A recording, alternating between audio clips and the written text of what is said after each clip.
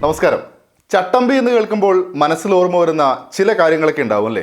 വർഷങ്ങൾക്ക് മുന്നേയുള്ള സിനിമാ കാഴ്ചകളിലൊക്കെ ചട്ടമ്പി, കവലച്ചട്ടമ്പി എന്ന രീതിയിൽ കഥാപാത്രങ്ങളും ഏറെ ഉണ്ടായിരുന്നു.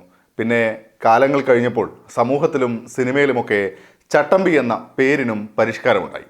അഭിലാഷ് എസ് കുമാർ സംവിധാനം ചെയ്ത ചട്ടമ്പിയുടെ കഥ നടക്കുന്നതും വർഷങ്ങൾക്ക് മുന്നെയാണ്. ശ്രീനാഥ് ബാസി, ചെമ്പൻ വിനോദ് ജോസ്, ഗ്രേസ് ആന്റണി, ബിനു പപ്പു, ഗുരു സോമസുന്ദരം തുടങ്ങിയവർ പ്രധാന വേഷങ്ങളിലെത്തി തിയേറ്റർ റിലീസായി വന്ന ചട്ടമ്പി എന്ന ചിത്രത്തെക്കുറിച്ചാണ് ഇന്ന് നമ്മൾ മൺസൂൺ മീഡിയയിൽ സംസാരിക്കുന്നത്. ഒരു നാട്ടിൽ നടക്കുന്ന കുറച്ചേറെ സംഭവങ്ങളാണ് ചട്ടമ്പി എന്ന സിനിമയുടെ പ്രമേയം എന്ന് പറയാം. ഒരു പ്രൈവറ്റ് ഫിനാൻസ് കമ്പനി നടത്തുന്ന ജോണിന്റെ കൂടെ എന്നും ഉണ്ടാവുന്ന കറിയ, ബേബി എന്നിവർ. കറിയ നാട്ടിലെ ചട്ടമ്പിയാണ്. എന്ത് കാര്യമുണ്ടായാലും സംസാരമൊന്നുമല്ല, ആദ്യം തന്നെ അടി എന്ന മട്ടിൽ. ഈ മൂന്ന് കഥാപാത്രങ്ങളുടെയും കുടുംബവും ആ നാട്ടുകാരും പോലീസുമൊക്കെ ചട്ടമ്പിയുടെ കാഴ്ചകളിൽ വന്നു പോകുന്നതുമുണ്ട്. ചട്ടമ്പി എന്ന സിനിമ ശ്രമിക്കുന്നത് ഒരു പുതിയ ലോകവും അവിടുത്തെ കുറച്ച് കഥാപാത്രങ്ങളെയും പ്രേക്ഷകർക്ക് മുന്നിൽ കൊണ്ടുവരാനാണ്. കഥാപാത്രങ്ങളും കാഴ്ചയും ആ രീതിയിൽ ഒരു ത്രില്ലർ പശ്ചാത്തലം നൽകി അവതരിപ്പിക്കുമ്പോഴും ശക്തമാവാതെ പോയ തിരക്കഥ എല്ലാ രീതിയിലും സിനിമയെ പിറകോട്ട് വലിക്കുന്നുണ്ട്.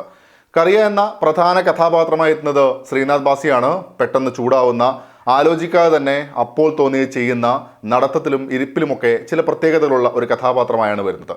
മോശമായി എന്നൊരു ഫീൽ ഉണ്ടായില്ല, പക്ഷേ പലപ്പോഴും ആ കഥാപാത്രത്തെ ക്യാരി ചെയ്യാൻ പറ്റുന്നില്ല എന്നൊരു ഫീലായിരുന്നു. ചെമ്പൻ വിനോദ് തൻ്റെ സ്ഥിരം ശൈലിയിൽ തന്നെ ചെയ്ത ഒരു റോൾ എന്നേ അനുഭവപ്പെട്ടുള്ളൂ ഈ സിനിമയിലും. ബിനു പപ്പുവിൻ്റെ പ്രകടനം നല്ലതായി അനുഭവപ്പെട്ടു. ജോണിൻ്റെ അച്ഛൻ കഥാപാത്രമായി വരുന്ന വ്യക്തിയും നല്ല പ്രകടനം തന്നെയായിരുന്നു ചിത്രത്തിൽ.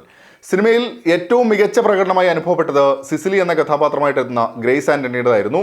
നമ്മൾ സിനിമ നോക്കിക്കഴിഞ്ഞാൽ രണ്ടാം പകുതിയിൽ ചില സീനുകളിലെ പ്രകടനമൊക്കെ എടുത്തു പറയേണ്ടത് തന്നെയാണ്. മൈഥിലിയുടെ പ്രകടനത്തിൽ ഡയലോഗ് ഡെലിവറി ഒരു പ്രശ്നമായി തോന്നി പലയിടത്തും. ഗുരു സോമസുന്ദരത്തിന് ചിത്രത്തിൽ കാര്യമായി ഒന്നും ചെയ്യാനില്ലായിരുന്നു എന്നാണ് തോന്നിയത്. അതുപോലെ പോലീസ് ഓഫീസറായി എത്തുന്ന വ്യക്തിയുടെ പ്രകടനവും ഭൂരിഭാഗം സമയത്തും കൺവിൻസിംഗ് ആയി അനുഭവപ്പെട്ടില്ല. ഡോൺ പാലത്തറയുടെ കഥയ്ക്ക് തിരക്കഥാ സംഭാഷണം നിർവഹിക്കുകയും ഛായാഗ്രഹണം കൈകാര്യം ചെയ്തതും അലക്സ് ജോസഫ് ആയിരുന്നു. ലൈറ്റിംഗ് സിനിമയിൽ എടുത്തു പറയേണ്ടുന്ന ഒരു പോസിറ്റീവാണ്. പ്രകൃതി രമണീയമായ സ്ഥലമൊക്കെയാണ് കഥയിൽ വരുന്നത്. അതൊക്കെ നല്ല രീതിയിൽ തന്നെ സ്ക്രീനിൽ കാണാം. പശ്ചാത്തല സംഗീതം ഒരു ഓക്കെ ഫീൽ മാത്രമാണ് ഉണ്ടായത്. ഒരു നാട്, അവിടുത്തെ കുറച്ച് മനുഷ്യർ, നെഗറ്റീവ് ഷെയ്ഡ് തന്നെ കൂടുതലായിട്ടുള്ള ആൾക്കാർ, ഇതൊക്കെ കൊണ്ടുവന്ന് ഇൻട്രസ്റ്റിംഗ് ആയ ഒരു പശ്ചാത്തലം അവതരിപ്പിക്കാനുള്ള ശ്രമങ്ങൾ തുടക്കത്തിലുണ്ട് എങ്കിലും തീർത്തും പ്രഡിക്റ്റബിളായ വഴികളിലൂടെയാണ് സിനിമയുടെ സഞ്ചാരം എനിക്ക് അനുഭവപ്പെട്ടത്. ആ സഞ്ചാരത്തിലും അല്പമെങ്കിലും ആശ്വാസമാകുന്നത് ചുരുക്കം ചില പ്രകടനങ്ങളും. പ്രഡിക്റ്റബിൾ ആണെങ്കിൽ പോലും ഈ സിനിമയെ പല രീതിയിൽ സമീപിക്കാനുള്ള ഒരു ബേസിക് സ്റ്റോറി ഉണ്ട് എന്നാണ് എനിക്ക് തോന്നിയത്. വേണമെങ്കിൽ പക്കാ കൊമേഴ്ഷ്യൽ സെറ്റപ്പിൽ എടുക്കാൻ പറ്റുന്ന വിധത്തിൽ കൂടെയാണ് കഥയുള്ളത്.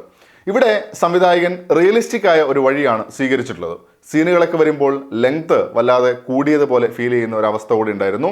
വ്യക്തമായ ഒരു ക്യാരക്ടർ ആർക്ക് ചിത്രത്തിലെ മിക്ക കഥാപാത്രങ്ങൾക്കും ലഭിക്കുന്നില്ല. കുറച്ചേറെ സംഭവങ്ങൾ പറയുന്നു എന്നതിനപ്പുറം കണക്ട് ചെയ്ത് അവതരിപ്പിക്കുക എന്നതിലും ചിത്രം താഴോട്ടാണ്. തുടക്കത്തിൽ തന്നെ ഒരു സംഭവം പറഞ്ഞ ശേഷം അതിലേക്ക് നയിച്ച കാര്യങ്ങൾ എങ്ങനെയാണ്, എന്താണ് എന്നൊക്കെ പറയുകയാണ്. അപ്പോഴും ഇൻട്രസ്റ്റിംഗ് ആയി അവതരിപ്പിക്കാനുള്ള ശ്രമം പലപ്പോഴും കാണാൻ സാധിക്കുന്നുമില്ല.